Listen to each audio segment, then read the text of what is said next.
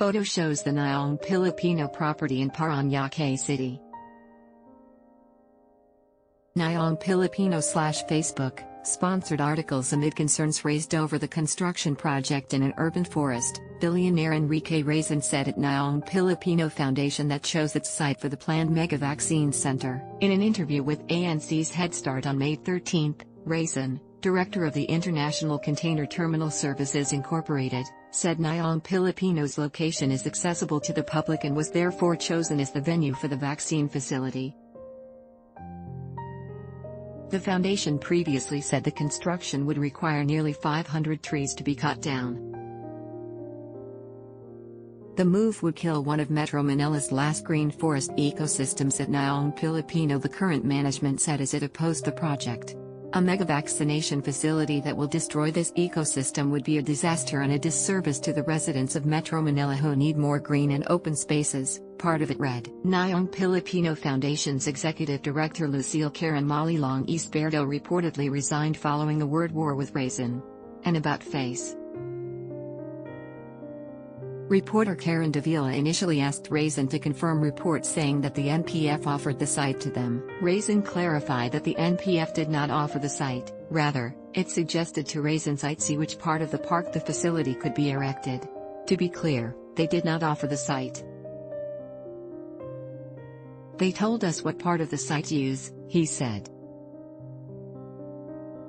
It was Razon's team that proposed, financed and built the large quarantine facility inside the NPF in Parañaque City in 2020, the national government considered as the largest in the National Capital Region. This 600-bed capacity isolation center is currently manned by the Armed Forces of the Philippines Health Service Command. Razon then proposed to have a vaccination center, an outdoor one, on the same site through a letter to the Department of Tourism and the Interagency Task Force for the Management of Emerging Infectious Diseases, IADFED. Tourism Secretary Bernadette Romulo Payat eventually endorsed this letter to the NPF board, he recalled. It was this time when the latter pointed to the part of the land they could use to build the vaccine center.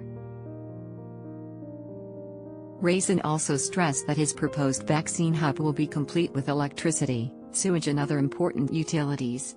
We are not stupid. We are not going to put a vaccination center without water, electricity when the vaccine itself requires very special handling at very low temperatures, he said. When Davila asked if he thinks there are business interests with the turnaround, he supposed that the NPF might have interrupted some ongoing deal. It's very suspicious. We must have interrupted some ongoing deal. You have to look at behavioral patterns of people, why they do things. There's always a motive behind that, he said. They did make a comment when the letter was endorsed to them that we did not give them credit as the DOT and the IATF did not give them credit for the mega quarantine center. If the motive is that shallow, then she should definitely be pulled out, he added. On accessibility and tree cutting, Razon also said the NPF's location is the most accessible in the area. It's the most accessible site. Across Roxas Boulevard, you have Skyway, you have Cavitex that leads to the whole Naya Expressway. Who is saying they could not get to the site? He said.